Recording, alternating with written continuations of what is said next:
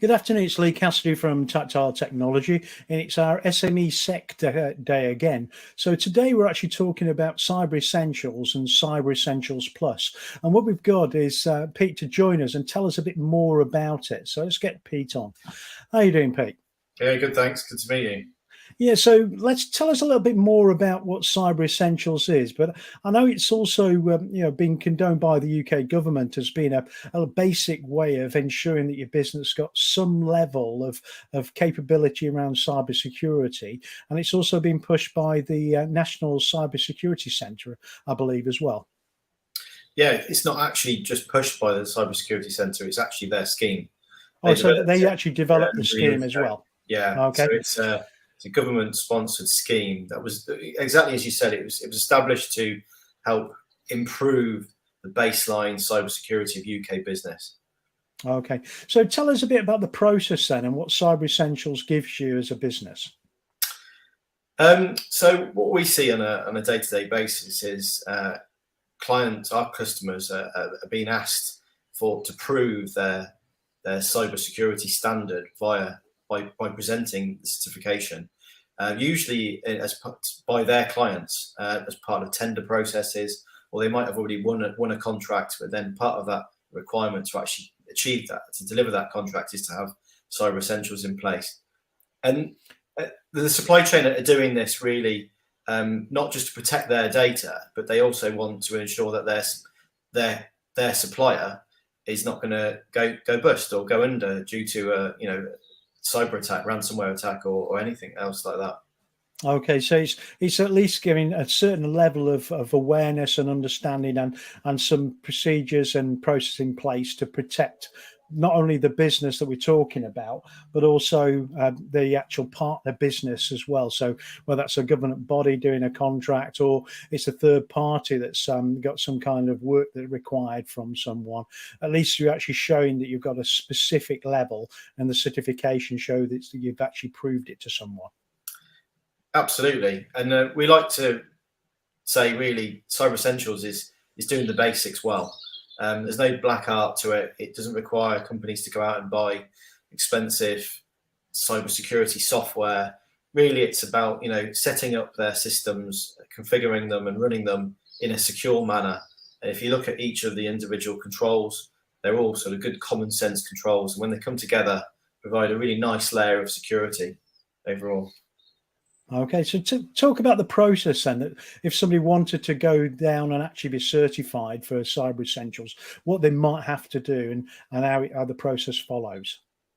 Yeah, so the first thing they need to do is find an appropriate certification body to go through the process with, and that can be quite tricky. There's a number of hundred, I think it's about 300 different certification bodies across the country, and they all do deliver this service in a slightly different way. Generally, the standard is the same, but it's down to sort of personal approach, and you've got to sort of find a certification body that's aligned with your values and standards, and is going to deliver the certification in what we like to say is a pain-free manner. And there's nothing worse than companies jumping through hoops that they didn't need to jump through. So it's very important that the certification body's got experience to be able to align the standard with the individual business. Okay, and so how does it kick off then? What do they have to do first? So the basic level of Cyber Essentials, because it is a two-stage process, most companies will just do the basic level, but a number of companies will be required to go to what we call the Cyber Essentials Plus level.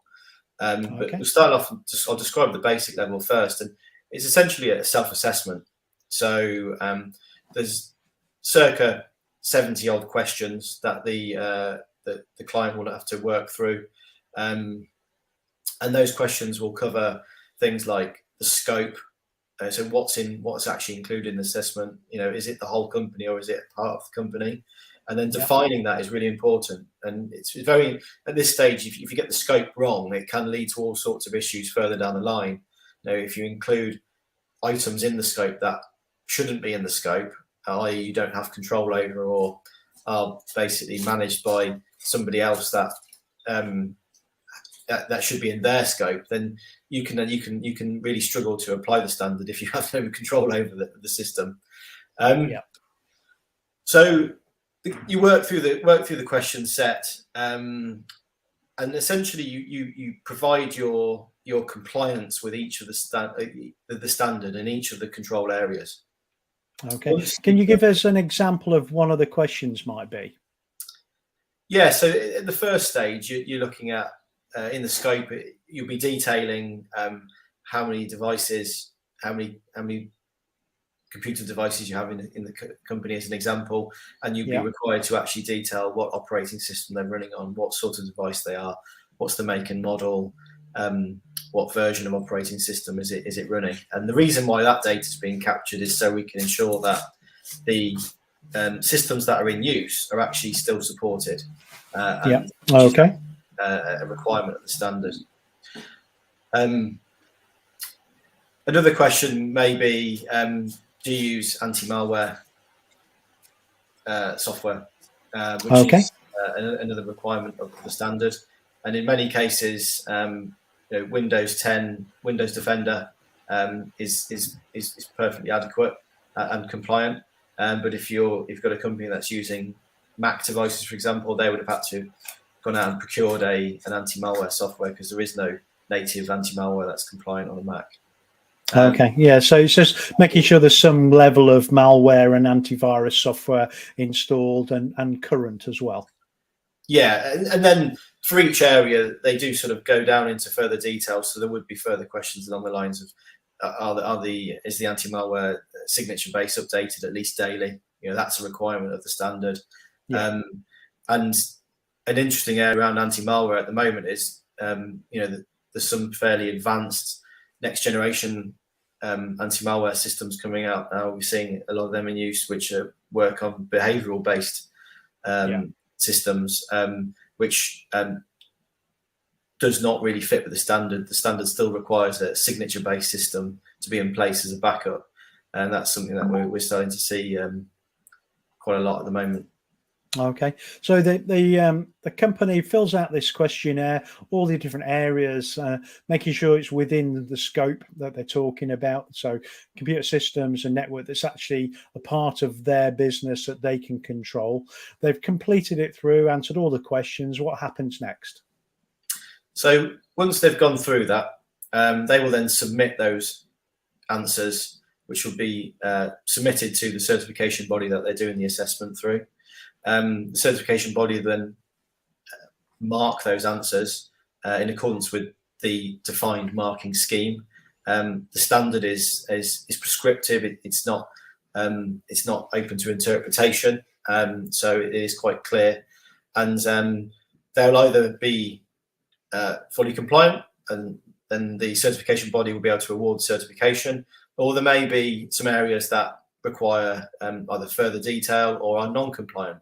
And then in that scenario, it would get passed back to the client, and they would have to either elaborate, add further detail, or make changes appropriately to their systems, and then reflect those changes in their answer to it.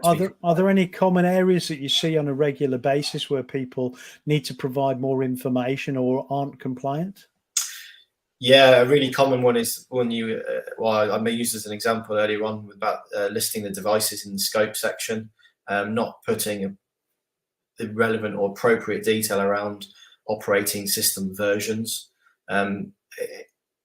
It's not that common knowledge amongst business owners and IT users that, for example, Windows 10 typically has 3 different versions that are in use at any one time, and there are many versions of Windows 10 that have now gone out of support, just as an example. So that's one area that we do see quite regularly. So, when you're filling this in, make sure you put in enough detail around that in the scope domain. Yeah, could there be issues like people using like a free version of an antivirus tool and things that doesn't get updates and things, or those kind of issues? Sometimes, yeah. I mean, some free anti-malware solutions are compliant.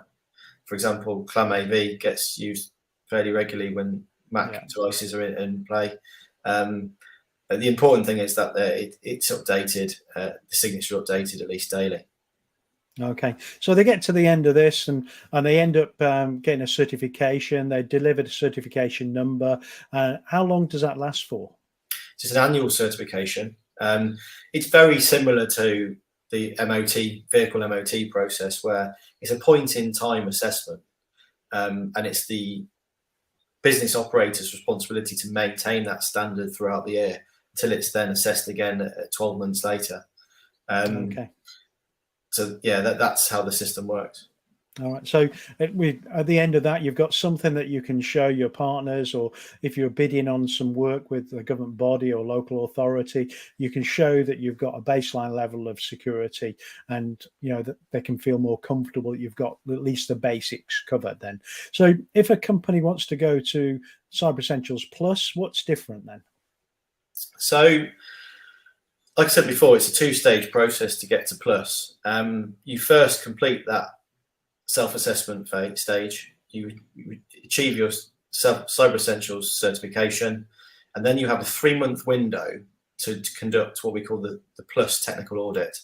And this is where a certification body that's qualified to deliver Plus certifications will engage with you. And this is really down to this does affect your certification body selection. If you're going for Plus, then make sure that you identify a certification body that can deliver Plus and is not going to have to change certification bodies halfway through the process. You could do that if you wanted to, but it would make your life a little bit more difficult, and it would be a lot more straightforward if you go straight through from basic to Plus with one same certification body.